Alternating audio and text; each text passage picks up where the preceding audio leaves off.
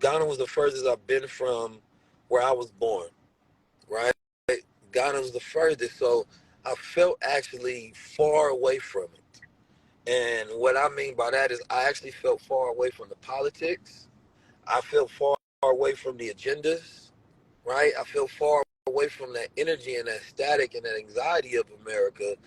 And I was able to see things from a completely different approach, right? And that changes the way I'm gonna go about doing things, and I can't go back to what was done before. I have to build upward. I have to have a different type of momentum going forward.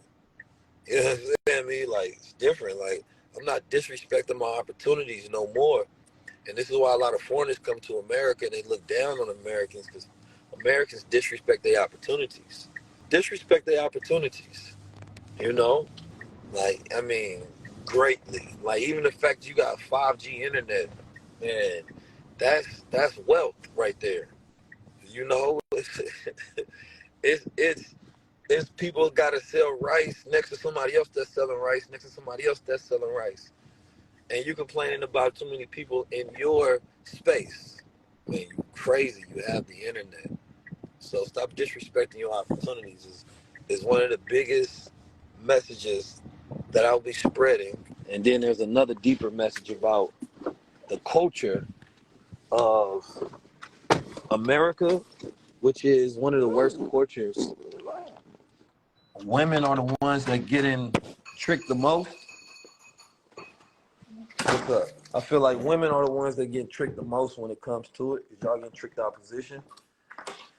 Especially when I think about the foundation of the way things operate in other countries and other places. It's ingrained into it's ingrained in the normalcy of how people operate out there.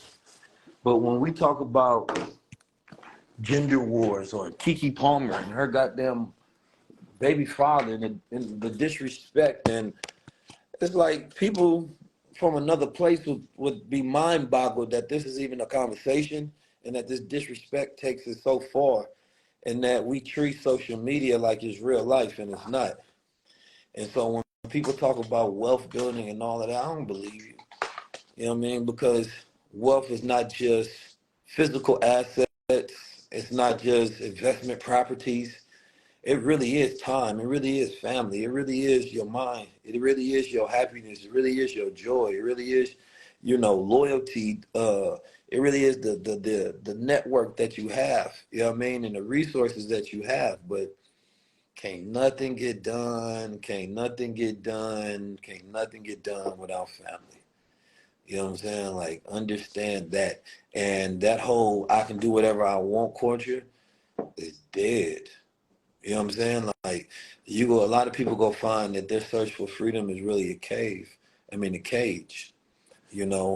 America is tricking a lot of people to think that there's something beyond family, it's something beyond, our ancestral practices, that the world has all of a sudden invented some new form of wealth and some new form of freedom and some new form of expression and some new form of liberation. And all of this a twist and a trick, right? All of it.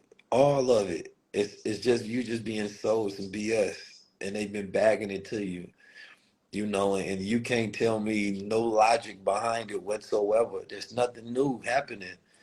The oldest forms of wealth are still the most valuable ones, right? The balance between masculine and feminine energy and man and woman is still the highest form of partnership on this planet Earth. And there's no amount of wealth, there's no amount of partying that can change that. There's no amount of judgment-free zone or be shameless or my body, my choice that can change that. I'm sorry. There's no amount of you build a business that can change that. And you can try to argue with your damn shadow all you want to, because you can't argue with me, because I'm only going to give you the light, which is the truth, right? It's nothing, but they go keep pushing it on you.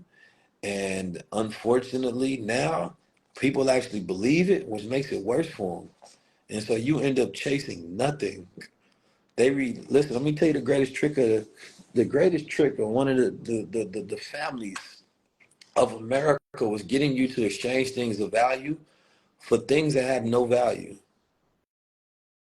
It's one of the greatest tricks in the world. How do we have and get you to exchange it for something that has no value? First, you have to establish a form of authority. Authority has to be established, right? People will give up their freedoms. People will give up their time. People will give up their goals. People will give up their morals. People will give up everything to authority, right? For something that doesn't have value, right? Like Africa and Ghana is somewhat like a uniform state, right? Where people just put on uniforms and they think that they have authority. But the Africans out there, like, come on, man. Like, you still, before you put on that uniform, you're still the same person after you put on that uniform. So I'm not about to treat you any special, right? It's different. It's like, come on, you're not tricking me. Uniform authority ain't real authority. But it's the same thing if you go into a bank and that bank looks like a beautiful mausoleum and it looks like it's God in here and it looks beautiful. It's to trick you.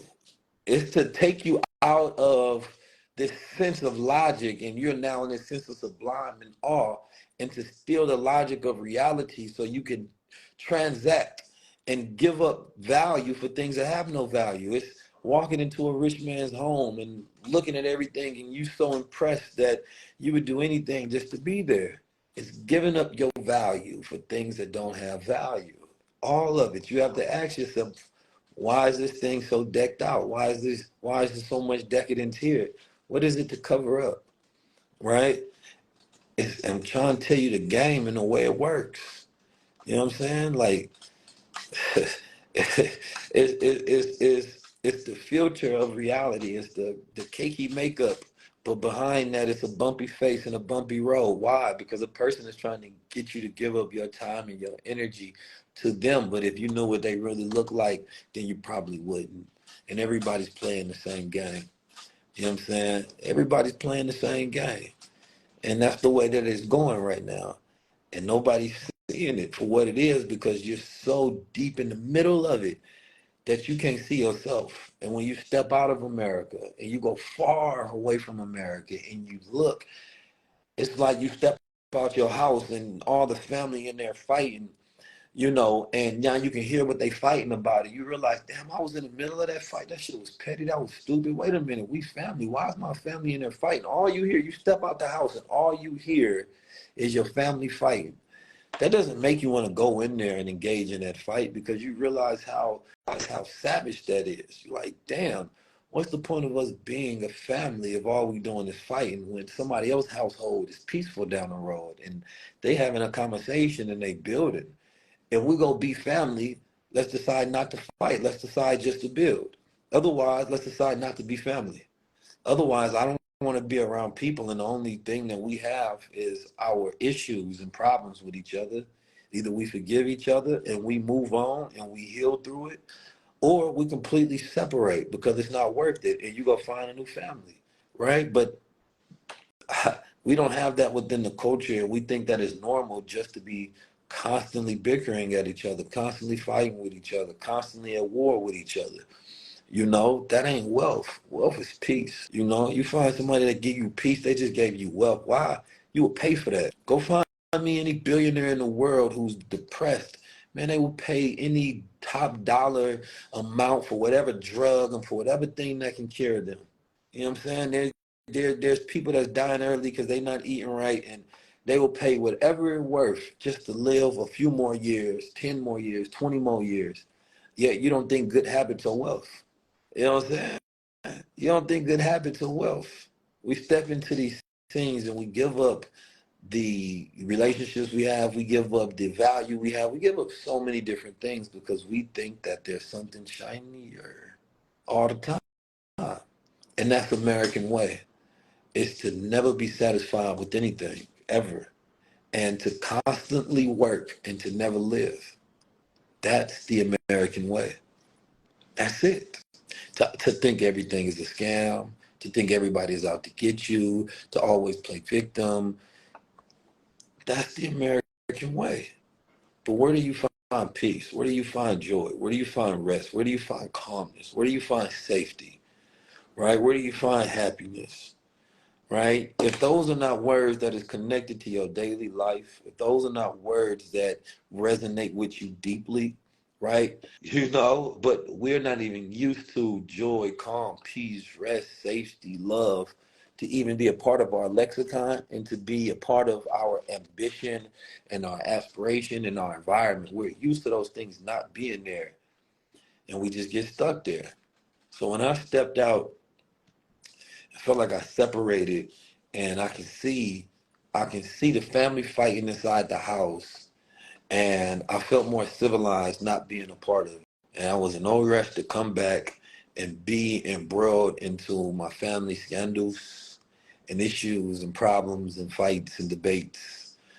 I felt no compulsion to be a part of none of that. I wanted to step outside the house again and make a new house. And there's new rules in this house. And anybody come in here, it got to be peace, it got to be love, it got to be energy. If we go to war with anybody, it has to be people that are outside the house and people that disrupt the rules of this new house.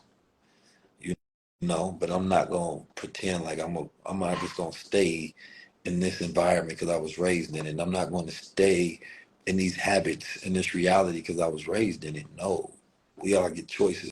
You know what I'm saying? We get choices to build, we get choices to move, we get choices to grow, right? And when it comes to our opportunities, some people don't want to build a business, that's fine.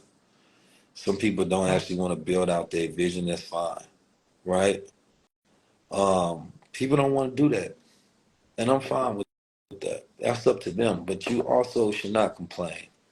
You also should have no problem. You should also accept your reality for what it is.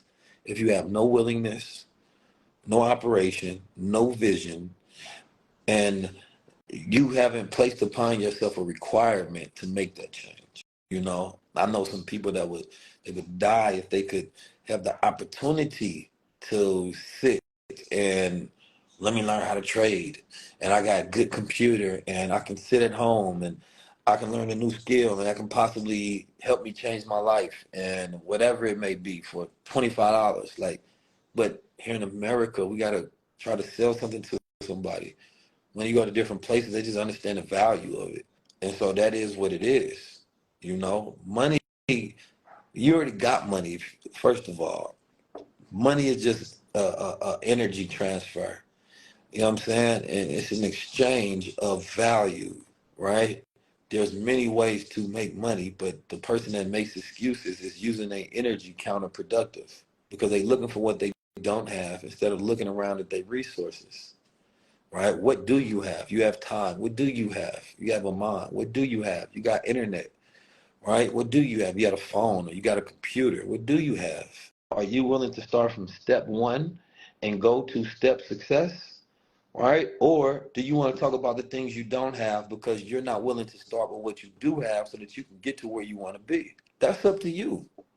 All right? But I'm going to keep thinking about that goddamn big market I went to in Ghana where I know them people got to get up every single day. Someone got to sell towels. Someone got to sell scrunchies. Someone got to sell sardines. Someone got to sell whatever spices because they looked at what do I have? What do I have access to that can help me make $1 in this marketplace? Man, if they had a phone and the iPhone and the internet and opportunities and a mindset to listen and to execute, man, they would not be trying to have issues. So I don't believe in people excuses because if you believe in them, I don't believe in you, right? And so I'm having this high level conversation with this brother Freedom, and conversation was amazing. The demonstration was amazing. I plan on visiting more countries in Africa. Um, I like the foundational Black American movement. I think that Black people need to form an identity of who they are, especially when you go to places, because I think being an American, when I was younger, I never took pride in it. I'm gonna be honest with you. It's not until I started traveling that I started taking pride in it. And that's counterproductive. Everywhere you go, you kind of taught to not take pride in being American. But you realize that we are different. And we can't ignore our differences. We can't ignore our history. We can't ignore who we are that makes us special, right? We are not the African in the continent, right? We aren't. Some people may say you're Moorish American. Some people may say you're Native American, right? American is the operative word there. Because from, where I stand from, I know for a fact my family was here at least 500 years. And 500 years within my bloodline, right? And the struggles and the spirit and the energy of all the things that they went through is what makes me who I am today. So I don't have to skip over those 500 years, first of all, to find value within myself, right? And to find place within this world. And I know for a fact that the mindset that I have is uniquely tied to this landmass. Struggles and identity and fights and leadership and consciousness of what it means to be an American, right? And find identity and find consciousness in the crisis of having the lack of and restoring that within self, right? That's the key. So when it comes to being an American and then going over, I can see the stark difference between myself and anyone else in any place of the planet Earth, because it also gives me the ability to add value when you know yourself. Because what the African is not missing, they're not missing Africans. That's not what they need.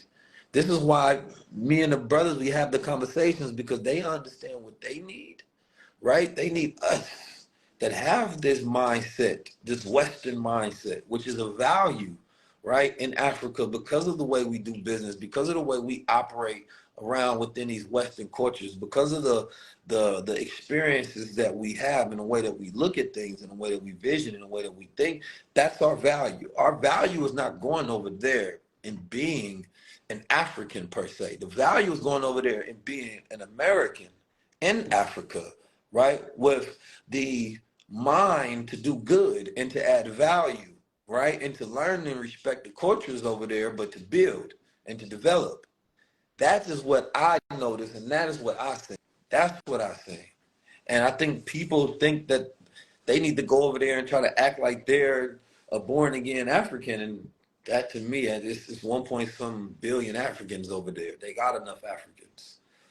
You know what I mean? They need our melanated copper, American friends to come over there and build with them, and bring some of that energy over there. They need cooperation. They don't need no Africans, you know. And they don't need, and no disrespect, they don't need the low earners of America over there. They don't need the lowly educated people from America over there. They need high earners and highly educated people from America to step over there. People with know-how, people with skills. That's what they need, right? And so you can't just go over there with your ego thinking that you're going to help. What are you going to build? What are you going to do? You got influence. Can you build a business? Can you develop an industry? You got network, you got connections. What do you have that can be of value? And that's not just to Africa, but that's anywhere across the planet Earth, right? And so I think that that's a different spirit that you have when you step over there, right? And you step anywhere across the planet Earth and you want to assess your true value, your intrinsic value. Nah, they don't need the low-level earners to come over there and see if they can buy a hut for $5 and some land for free. That's not what it is. They need people who can actually develop, because most people go over there and they think about their desires, which if I want to escape America, they don't need people trying to escape America. They need people who want to build. Let's be honest. They need, developers, builders, investors, people with resources, network, skills, and opportunities. Just think about that. So don't try to use Africa as an escape plan, because I don't think that works. I don't think the Africans need it, and I don't think you need it. You actually have more opportunities here. But if you're a high earner, and you have to understand, a place like Ghana does operate off money. You're going to have a much better life if you got some money, right? Why live mediocre in Africa? You know what I'm saying? When you can make some money in America, then go over there, right? And now, because the money is going to give you power. And this is something that a lot of people is not used to. The money is going to give you power. Power on the continent goes far. All right, power on a continent can go very far. All right, and we don't talk about power enough in our culture because we don't believe that our money equates to power enough in America. Because America is an interesting reality because Africa, just like America, but is more upfront. You know, a person may take a bribe in America. It may just be more steps on what bribery is in America. And I mean, in Africa, maybe more steps on what bribery is in America. Africa is just a little more upfront, and they have less ways to hide the reality of what's going on. While America has a lot of ways to dress up corruption. We have a lot of ways to dress up corruption. We create laws around corruption, all of these, where in Africa, it's just a little more upfront. Just being honest. If you got money, you got power. It's just simple being stated. Right? There's low level earners, there's middle level earners, there's high level earners, and everybody knows their place. And people are not pretending that they are more than what they are until they become more than what they are, and so that they can do more than what they can do. It's just a little more honest.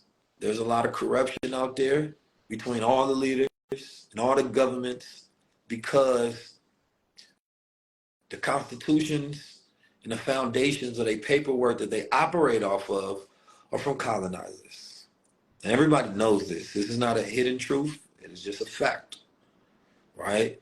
And so in that fact finding, if you want to change things, you have to either circumnavigate. Africa needs a revolution. I'll say it again, and I know how that revolution is going to come about, and I'll share that at another point in time.